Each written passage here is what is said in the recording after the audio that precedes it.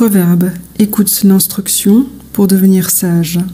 L'instruction s'accompagne du conseil, de la science, de l'enseignement, de la connaissance, pour être avisé et entendu. Dans la description se trouve le PDF, avec comme outil la lecture à haute voix et aussi une loupe pour faire des recherches. Les sages, en voici la 7e partie. Chapitre 8, 1 à 36. La sagesse ne crie-t-elle pas, et l'intelligence ne fait-elle pas entendre sa voix? Elle se place au sommet des hauteurs, sur le chemin, au carrefour. Près des portes, devant la ville, à l'entrée des rues, elle s'écrie. « Ô homme !» elle vous appelle, et sa voix s'adresse aux enfants des hommes. Vous, stupides, apprenez le discernement. Vous, insensés, devenez intelligents de cœur. Écoutez, car elle dira des choses importantes. Et ouvrira ses lèvres pour enseigner ce qui est droit. Car sa bouche dit la vérité, et ses lèvres ont en horreur le mensonge. Toutes les paroles de sa bouche sont selon la justice. Il n'y a rien en elle de faux, ni de trompeur. Toutes sont claires pour l'homme intelligent, et droites pour ceux qui ont trouvé la science. Recherchez son instruction plus que de l'argent, et la science plus que de l'or choisi, car la sagesse est meilleure que les perles, et tout ce qu'on pourrait souhaiter ne la vaut pas. Elle, la sagesse, habite avec le discernement et possède la science des sages pensées. La crainte de l'Éternel, c'est la haine du mal.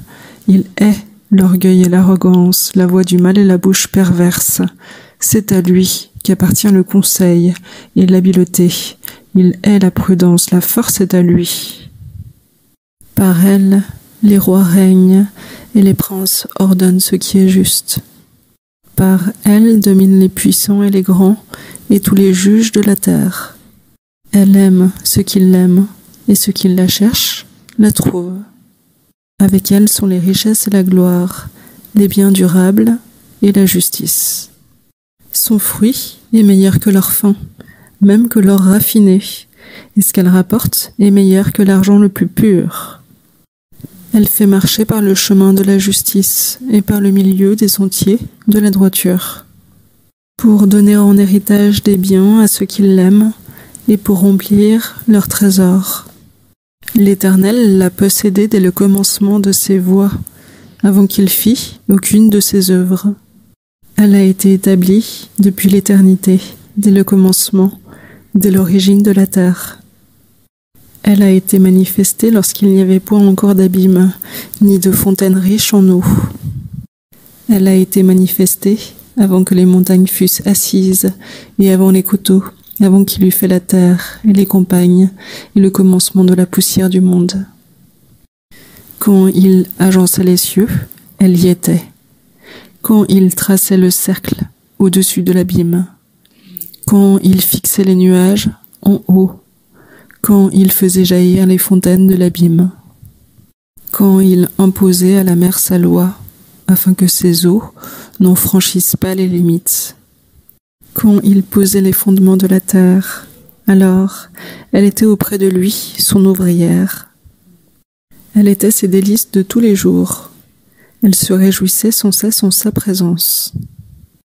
Elle trouvait sa joie dans le monde et sur la terre, et son bonheur parmi les enfants des hommes.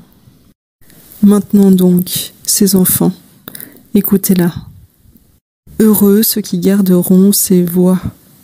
Écoutez l'instruction pour devenir sage, et ne la rejetez point. Heureux l'homme qui l'écoute, qui veille à ses portes chaque jour, et qui garde les poteaux de l'entrée de sa maison. Car celui qui la trouve la vie, et obtient la faveur de l'Éternel. Mais celui qui l'offense fait tort à son âme. Tous ceux qui la haïssent aiment la mort. Pour l'essence contextuelle, le Petit Robert I et II de Paul Robert, rédigé par Ray et Ray Desbauves, imprimé à Paris en 1990. Nous verrons par la suite l'essence non contextuelle. L'ouvrière qui effectue habituellement et avec habileté un travail, c'est dans un sens qui n'est plus utilisé. Le grand ouvrier, l'éternel ouvrier, Dieu. L'ouvrière, un être neutre. C'est délice. C'est un plaisir qui ravit. Ravir, étymologiquement, c'est saisir. Ravir, dans un sens moderne, c'est plaire beaucoup à. Au figuré, c'est être transporté au ciel, sans idée de déplacement réel. Et dans un sens qui n'est plus utilisé, c'est porter un être à un état de bonheur suprême, le transporter. Transporter, étymologiquement, c'est porter. Transporter, ça renvoie à exalter et ravir. Exalter, c'est donc élever très haut par ses discours, ses enseignements. Enseignement, de enseigner, étymologiquement, c'est signaler.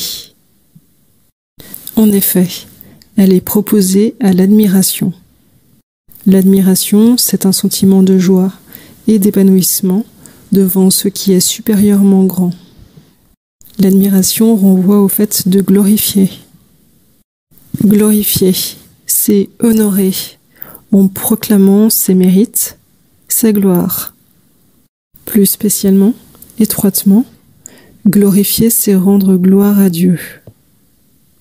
En glorifiant ou en magnifiant, magnifier, c'est célébrer, exalter par de grandes louanges.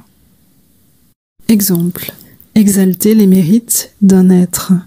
Ça renvoie au fait de le louer, de le célébrer, de le chanter. Exalter, c'est aussi élever un sentiment à un haut degré d'intensité. Des louanges. C'est un témoignage verbal ou écrit d'admiration ou de grande estime. Exemple, à la louange de, en l'honneur de, un discours à la louange de notre héros. Ça renvoie à panégyrique. Lui faire un panégyrique, c'est un discours à sa louange. Se réjouir, dans un sens vieilli, c'est s'amuser et se divertir. Amuser, c'est égayer, exciter le rire. Loti ou Julien Viau, cela l'amusait beaucoup, elle était prise de fou rire. Se réjouir, c'est aussi éprouver de la joie. La joie, émotion agréable et profonde, un sentiment exaltant qui est ressenti par toute la conscience. Georges Bernanos, la joie intérieure, une joie si profonde que rien ne saurait l'altérer. Les poteaux de l'entrée de sa maison. C'est toute pièce dressée verticalement pour servir de support. Pour les sens non contextuels. Ouvrier, Jean-Paul Sartre. Un ouvrier ne peut pas vivre en bourgeois. Il faut, dans l'organisation sociale d'aujourd'hui, qu'il subisse jusqu'au bout sa condition de salarié. Exalté.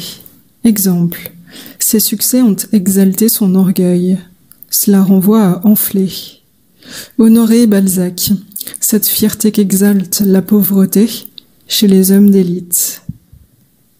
Réjouir, André Gide. Il n'y a pas de plus grande joie que de réjouir un autre être. Divertir, François Mauriac. Le monde nous détourne de nous-mêmes, nous divertit. Joie, la joie de donner, de faire le bien. Georges Duhamel, si posséder est un plaisir, donner est une joie. Enfant, au figuré, un être qui a conservé dans l'âge adulte des sentiments, des traits propres à l'enfance. Un poteau, c'est un ami fidèle, un pote. Maurice Genevoix, de vrais camarades ceux-là, des solides, des sûrs, des poteaux.